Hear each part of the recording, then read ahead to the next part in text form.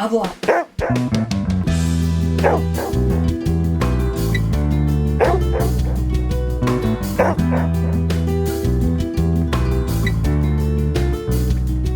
All right. Welcome to another episode of FitPet Boston Talks. My name is Leah Lodato. I'm the host of the show, and today I'm here with my partner, Lori Leah. Hello. Hello. And we are going to be talking about play today. I want to talk about this topic because I think that it comes up a lot in our training classes. And recently, I think a lot of prominent trainers on social media or, people that have large followings have been integrating play more into their training with what they're showing out to the public. And I think it comes across to us as a question from our clients, why is play important? So instead of diving into... Because you're boring. That's why. You're boring. Go ahead. Sorry. Oh, man. So instead of diving into, specifics on how to play with your dog, right? So I have no idea if you're listening what your dog is like, what they like to do, what their play style is. But what I thought would be kind of cool is for the two of us just to talk about how we play with our dogs and hopefully give you guys some inspiration and ideas for what you can do with your dogs and how you can approach play with your dogs and hopefully prime the pump a little bit in your mind and lead you to believe that play is important because for me personally, play has been a huge part in building up my relationship with my dog, Reuben. So before we get started, I wanted to give a shout out and a thank you to those of you who leave us a tip on Patreon. We really appreciate that. Another episode is coming at you next week with an in-studio guest, another dog training professional. I'm really looking forward to that interview. And I also wanted to mention bettervet.com. If you are looking for veterinary service, look no further. Check out bettervet.com. They are a mobile veterinary service and they will come to you. So you don't have to do anything, but fill out that form online and, get your consultation going. If you choose to use bettervet.com, you can use the code FPB75 and save $75 on your first visit/consultation. So check them out.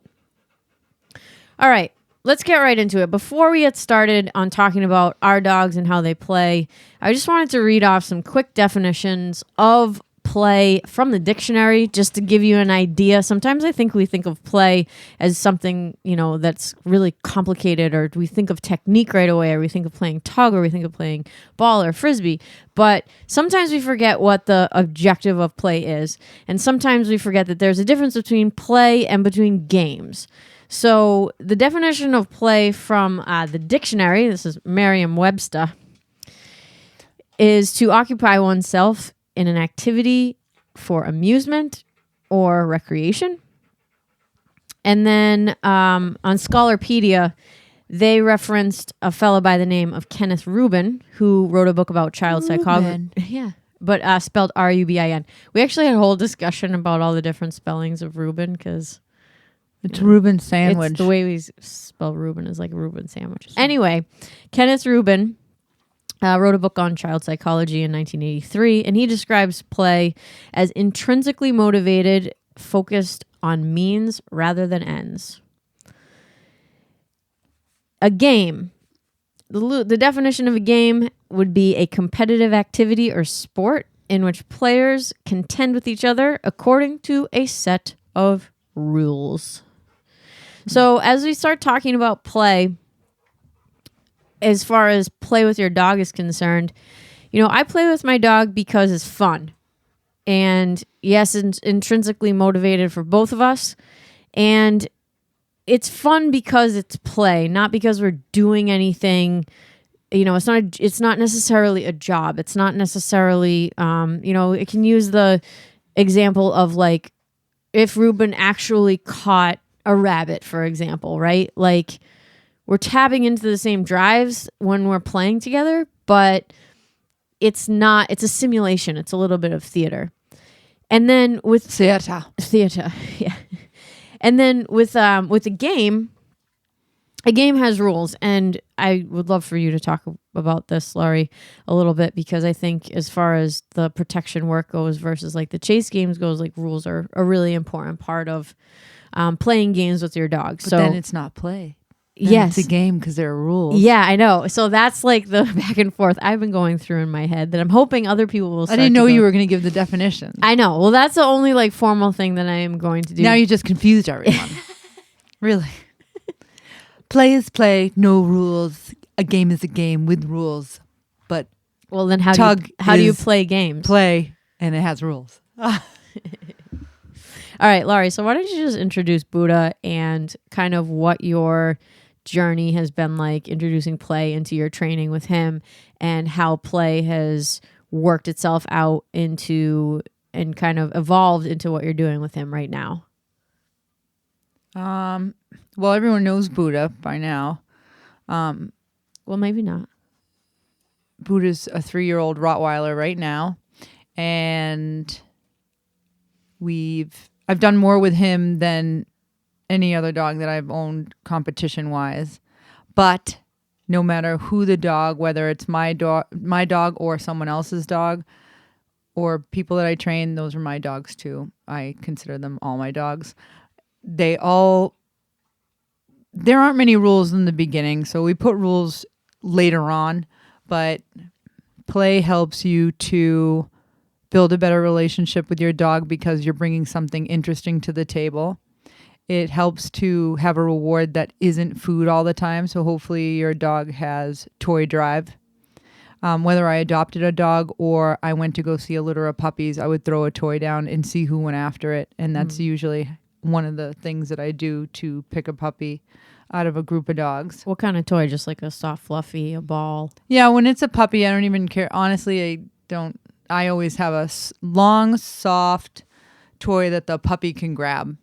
It's always a longer toy because I want to keep my hands as far away from the dog's mouth as possible or my body. And if you have kids in the house, I want to make sure that the toy is long enough so that the dog doesn't go after them, or they'll say, oh, the dog got my hand, but it was an accident. They were going to get the toy. So the longer the toy is, the more I can kind of cut that out. Well, did the dog actually go after the person's hand, or were they actually playing?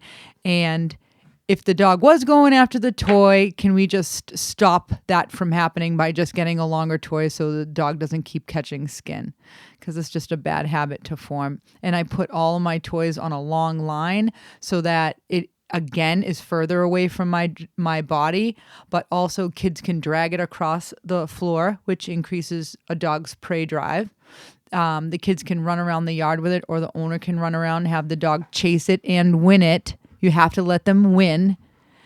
So it's a replacement for food, good relationship building. Eventually will help teach a dog a good out or a good leave it. It stops a dog from ground surfing too much. What else? So let's see. Can you talk about Buddha and the development of his game? Like, he's really good at playing tug, and the rules are very clear for him. Like, you can ask him to out, and we've even had other people say out, and he just spits the toy out. And sometimes I have a little hard time in bite work. Okay, great. So I do want to talk about that too. I have to say it, twice. So what was the development sometimes. Like with Steve, if you're listening? with kind of working with Buddha as a, well, hang on, let's take one step back. We didn't meet the litter that Buddha came from because we know the breeder very well. So how did you... video, though. Okay, good. So how did you kind of pick your puppy out of the litter to discriminate and find the dog that you are most attracted to? Because a lot of people don't see the litter, or they might see videos or whatever. How did you kind of pick the dog that you were like, okay, I want, this certain level of looking to play? Well, I knew Jane was going to give out the puppies as she saw fit. But when I saw the video, I saw all these dogs and they're all running around, and they all were very active and happy to be with the people who were in the video. But then one dog walked by the screen and he was this little fat fluffy thing, and he walked by and his tail was wagging and he had a toy in his mouth and he kept making appearances across the screen. And I said to Jane, I was like, oh, and I just told her like the collar. I'm like, oh, that blue puppy. I was like, that one wagging his tail. Who is that? Who's that one that keeps wagging his tail and has a toy in his mouth the whole time as he goes across? And when I went to go pick him up, it was that puppy, and I was so excited because I had my eyes on him, and I felt so bad for you and Melissa, who had to listen to me constantly talk about that puppy who was holding a toy in his mouth, because God forbid I didn't get the one that I wanted, just because I was like, oh, this is the one. Do you see how happy he is? Do you see that tail? And it was, curled up, and he was strutting across, and I just liked the way he looked. So did that. Like I said, he's a puppy. I'm sure you remember, and I'm sure Melissa remembers me always. I'm like, use a toy. Always have a toy in your hand. This way the dog will, not go after your hand. Or it was really, I hate when puppies grab hands, get mouthy, whatever. So Buddha was either in his crate or working with us. And when anyone played tug, I would let them race that long, soft toy or a toy on a string. And he would go after that. And I'd say, let him win, let him win. I was like, don't pull too hard. Okay, so what does that mean to you, let him win, when you're talking about a puppy that's 8-9 weeks old? I mean, he was a good sized puppy. What does it mean to let a puppy win a toy? Sometimes people will have a toy and they'll keep racing the dog around, but not let the dog acquire the toy. And some people have the misconception that, maybe you can hear Buddha now because he won't settle down.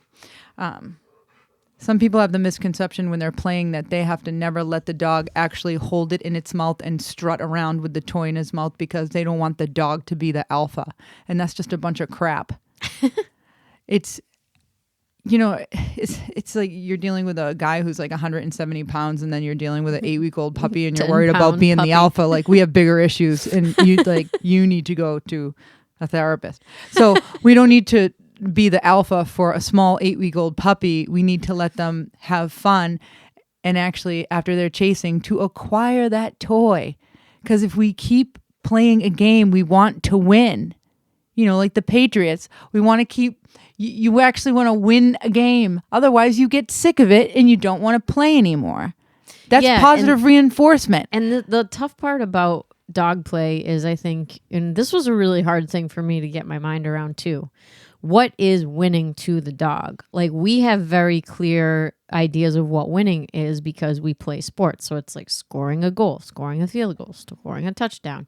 Those are all very clear to us, but it took me a long time to realize, like, what is winning to the dog. And for a lot of dogs like that enjoy that tug game, it's either playing with you, like that's winning to them, is if they can kind of ignite your play, but really winning the toy and parading it around is that's golden winning ticket, Right. So you can be fun and interesting, and then they get to enjoy that thing, but you're providing the item that they're winning. That's what makes you better. Exactly. And everyone's so concerned.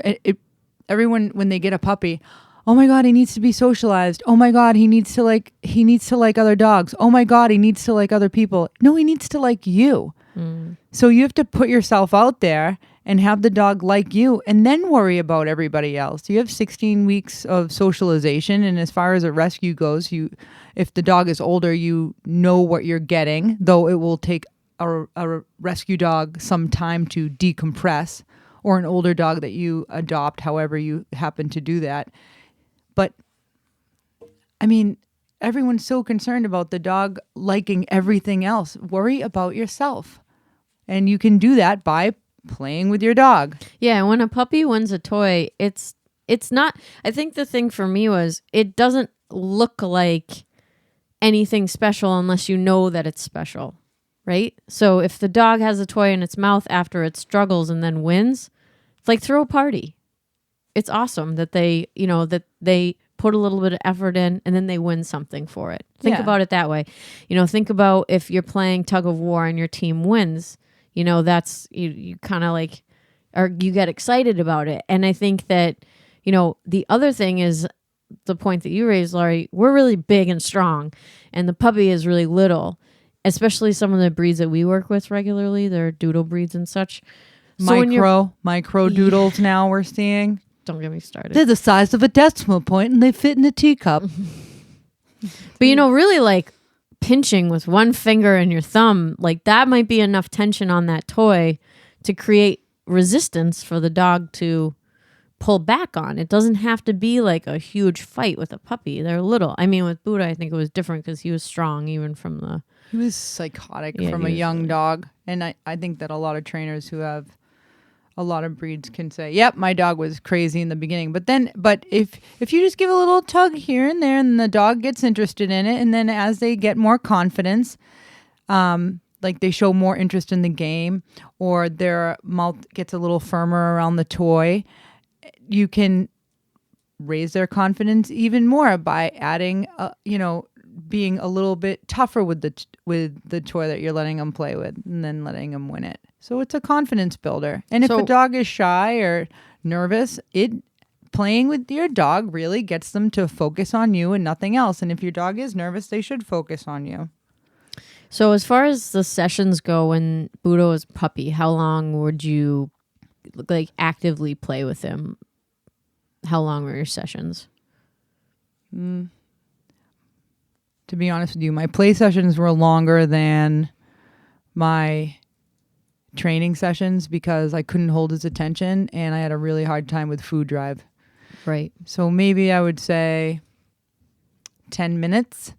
I mean, he was 7 weeks old. And as far as...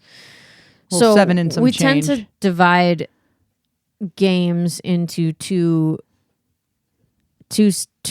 different categories. We have chase games and we have tug games, like possession competitive games. What's Buddha's preference and where do you spend most of your time and why? Buddha's preference for games? Yeah. I mean, everyone knows Buddha's like a stuffed animal toy freak show. So I always have those and I always reward and I always keep it in my jacket. So every time he finishes performing an exercise, he wins it.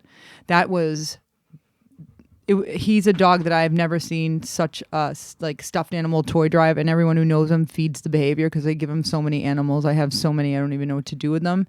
And people literally give me bra stuffers, and I know that I understand that I'm weird.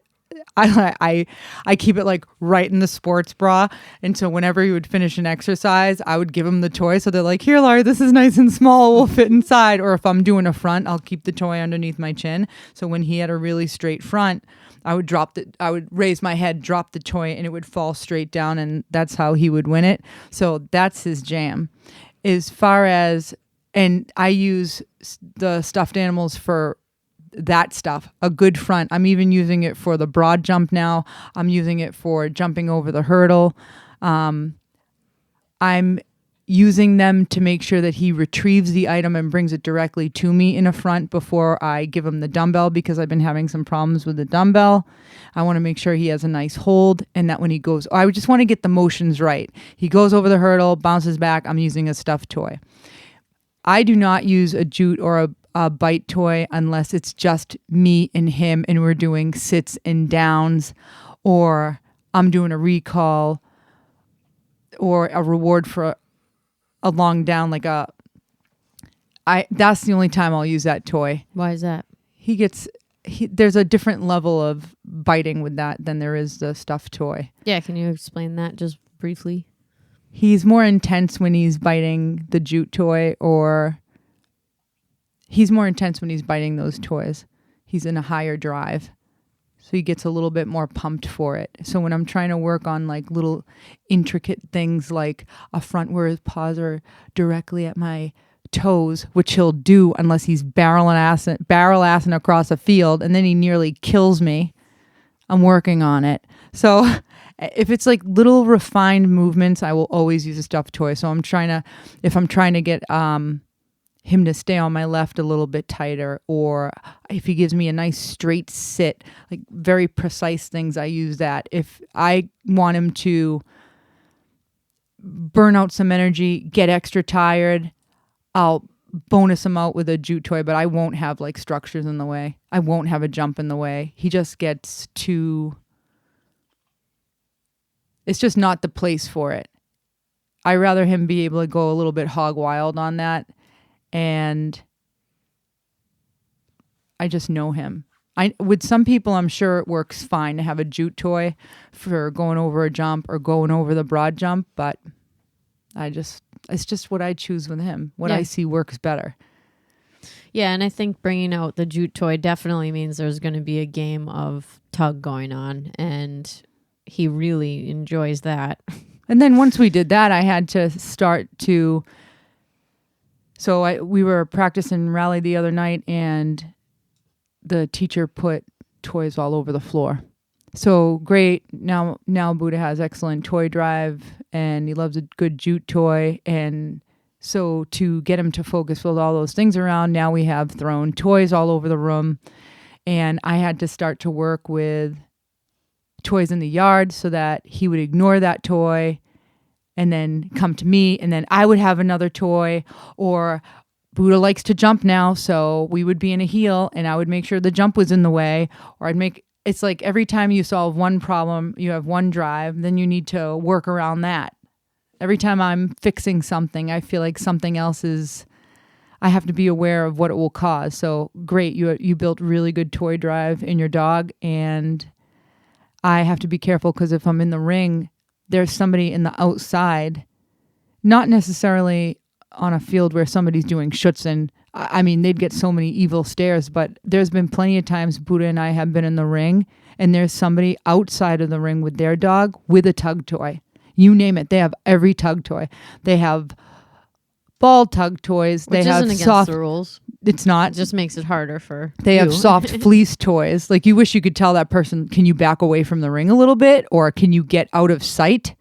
Or anything. Like, when I go down to the ring, I always toss the toy right at the last minute, but I'm never on the outside of the ring playing because I know how much it irritates me. But it's just the nature of the game. Like, your dog has to do all those behaviors while people are playing with the best toys ever. And sometimes there's a prize table, and it has, guess what? A bunch of stuffed animals in it. And guess what? People bring stuffed animals in. Friggin' bags. And so Buddha is a great pickpocket. Yeah, he loves so bags. The first time, so maybe the third, I don't know, we were in the ring, and the recall was right to the judges, the steward table, which is behind one of those accordion fences. And so I called Buddha, and he ran past me. And he stuck his nose through the accordion fence into the steward's bags. There was no toys there, but behind them, there was a buffet of toys for dogs who got first, second, and third place. So that's what I mean when you build great toy drive. You just have to remember, you better just lay them all over the course and everywhere you practice and have people squeaking toys, because your dog is, again, playing with them, you're the one that gives them the okay to get the toy. So yeah, the value comes from you. I think that's the moral of that story. Even though he was ready to go shopping. Right. And when we exit the ring, even if he had a successful one, I would have to keep his focus on me in a heel so we could walk past that table. Right. And I think the moral of the story when you're working on protection sports is all of the protection sports, regardless of which ones they are. Obviously, there's a whole handful of different types of protection sports, but when you see these dramatic pictures or whatever of dogs biting the decoy, everything like that, it started with toys. They started off with like stuffed animals. Stuffed animal, that's what it is. It's a theater. It's theatrical. It's a game. It's not. When you see that type of thing, 98% of the time, it's a game. It really is for them. And it starts with just playing with the owner and building up that want to play. And I think that is something that's overlooked as well. And it doesn't mean that if your dog likes to play, they're going to be, a sport dog. By all means, my dog likes to play, and he's not in any type of protection sport at all. But that's where it starts. And that's the cool thing about the protection sports is that that's like the ultimate amount of control that you have on your dog. And that's really what training is. How much control do you have over the dog? How much are you able to ask and, ask of the dog? So when you talk about these really elevated levels of training, that all stems from toy drive and relationship building. Yeah, and relationship building, exactly. And you get that good through helper. secondary. Thank you, Steve. But but it really does start from right there. And I'm going to use this to segue to talk about Reuben, because he's a totally different dog than Buddha. He's not a working dog. He is a small guy. And when I was training him, I didn't use play very much when he was a puppy. I think it just kind of happened accidentally that I discovered that he really has a nice drive to play fetch games. So what I've used play for is a lot different than what Lori has used toy drive with Buddha for, because Reuben doesn't perform very well in a competition ring. He is a little bit reactive. And so I use play to build up his confidence and to give him a job to do, and so that we can be involved in all these cool things where he gets to blow off steam. And it's funny too, because when we are on the field and there are people watching, it's almost like he knows, like, this is my time. Even yesterday. This is my time to shine. Yeah, this is the moment we've been waiting for. Exactly. So I've used play in a different way, because I was, he's a totally different dog genetically and mentally, and the things that he enjoys intrinsically. Remember, like, play is intrinsic. So if the dog doesn't like to do it, the dog's not going to do it. But every single dog has prey drive. Every single dog has it. Unless the dog has been in a situation where it's been forced to be shut down for a long period of time, it might be really hard to draw play drive out of a dog like that. But most dogs will be able to play with you if you initiate that type of activity. And you may have to modify, like Reuben doesn't value a game of tug as much as he values a game of frisbee. There's just no two ways about it. He will play tug, but winning the toy for him is not that valuable. What he really likes to do is run. He likes to run and go get it. That's what he loves to do, and bring it back.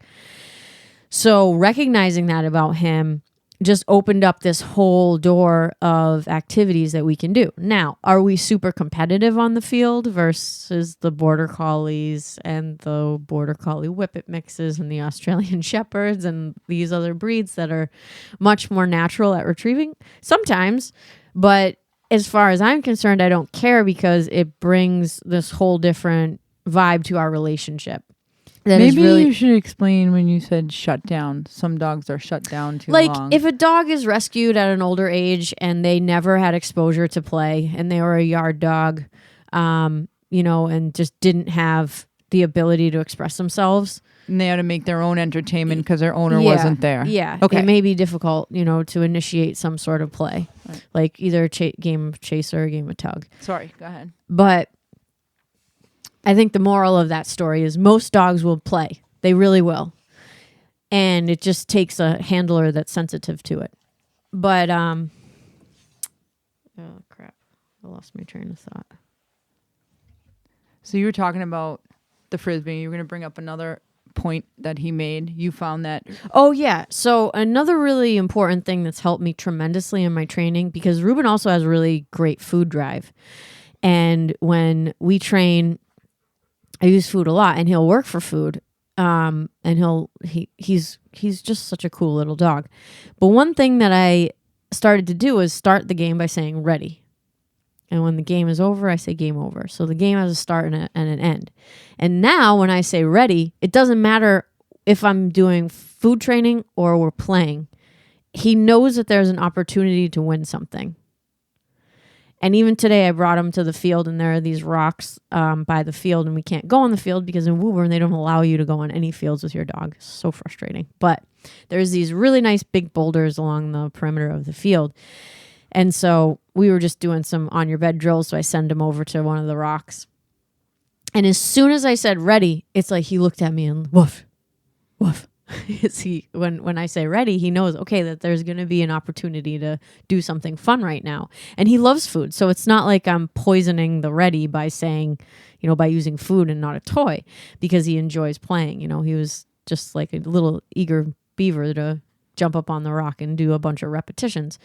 And it's also helped me because he's pushy. So the other thing about play is, and we won't get too far into this, but some dogs get really excited to play. So you're holding the toy and they're jumping at you and biting at you and nipping you to get that toy. And is that okay? Well, it depends. It depends on how developed your game is. It depends on how, are you trying to get the dog really excited? Are you trying to initiate that so that you can get the dog to retrieve? Did the dog go from being a total shutdown mess to suddenly being really interested in something, and you're going to be okay with the dog, jumping on you and, trying to initiate all of this movement and trying to make you move? Or do you need the dog to settle down a little bit before you want to play the game? And one of the things that has been really helpful is that when I say game over, it doesn't matter if I'm holding the toy or not. Like, I'm not playing with you anymore. Like, we were playing, I initiated the game, I stopped playing, and it's helped me a lot because Reuben is super pushy when we are playing. He's barking at me the whole time. He's extremely excited, and because of that, he gets tired really easily. So, Lori said her play sessions with Budo when he was a little puppy were 10 minutes long. That's the maximum amount of time I'll play on the field with Reuben. And I think people are surprised if I say that because it's not a long time. But if your dog is there, chasing the Frisbee, you're changing directions depending on the objective, right? So a game has objectives, and the different Frisbee games we play have different objectives. And the only objective I'm trying to work with Reuben right now is getting him to track that Frisbee. He's not super good at it. So here he's on the field in a good drive state. Ability to express the drive, using his brain. I ask for sit stays. I ask for down stays before he can get the Frisbee. I ask him to jump to get the Frisbee. I ask him to take it out of my hand. I'm throwing long. I'm throwing short. He is busted after 10 minutes. So I play with him for 10 minutes. I go to the van. I give him some water. I put him in the crate. And then I go out onto the field and I practice my throws for 10 or 15 minutes. I bring him back out onto the field. I do that again. I'll do that at least twice, and sometimes if I feel like he's can play a little bit longer, I'll play with him a little bit more. But most of the time, 2:10-ish, maybe more. That's probably on the low side because sometimes I put my video camera out and it's 12 minutes. But that's enough for him. And a really important point for me, because I'm developing a game, when he gets bored or he has to go to the bathroom or something, and he takes that Frisbee and he goes away from me, that's bad. I should have ended the game before that happened. Always call him to me. I end the game. He can go poop or pee or lie down in the shade or whatever, because I need that engagement for the whole play session. And it has to be on my terms, because when we walk out onto that field to do toss and fetch or up dog or whatever, he needs to be working with me for that time. He can't get into the habit of veering off and going and poop and peeing somewhere else. Or saying hi to everybody or whatever. So that's really important too, that I've learned this past year, is having a start and an end to the game so that you have control is really important. And it's helped. Do it before your dog loses interest. End the game before the dog ends it. Yeah, and they could end the game. And it doesn't always have to be because they're blowing you off. It could be because they are tired. That's one thing I realized about my guy. He looks like this little fit little Hercules, but he's got a time limit on him. He can't play for a ton of time before he just gets too tired to concentrate. And another surprising thing is a lot of these games that we play, they're 60 seconds to 90 seconds. But you got to remember that dog's running the whole time. They're running and tracking the Frisbee the whole time. So, don't worry if you go to the field with your dog and you play for 10 minutes and the dog lays down and starts chewing the ball. Hey, the game's over. He needs a break. Turn the AC on, give him a break in the car, just chill for a minute, bring him back out if he's ready to play again. And then again, it depends on what your objective is. Is your objective to compete, or is your objective to exercise your dog, or is your objective, which it always should be, to build a relationship with the dog? And doing that through play is great. But if the game's over because your dog's disinterested or tired or whatever, you have to end that first. End the game, put the leash on your dog, maybe do some laps on the field, go home, give the dog a rest, water, etc. But make rules, right? So that's part of the game. There's play, and then there's playing games, and the games have rules. And now we went from play to games. And then we're transitioning over. You start to request more with the toy, maybe. So first you're just playing, trying to get that puppy away from your body, trying to get him away from your clothes. He bites all my boots and stuff. I'm like, have a toy to offer your dog before they nip you. Otherwise, they might think, hey, I got to go piss off my owner and nip them. This way she gets a toy for me and I start to play with her. So just be ready. Keep the dog in the crate until you're ready to be with him. So now we've redirected his little nipping and biting to toys, dragging them across the ground. Maybe we ask the dog to sit and then... Oh, yeah. There you go. This is real live excitement right here. Reuben's got a little sick. All right. Well, we're going to wrap this up because I think we actually covered everything that I was looking to today. My poor little guy's got a little upset belly. He's going to have to go on the tile. Get him off the carpet. All right, guys, thank you so much for tuning in. I really appreciate you listening here. If you feel so inclined, please like, share, and subscribe to the podcast on whatever platform you're listening. And I will see you next week.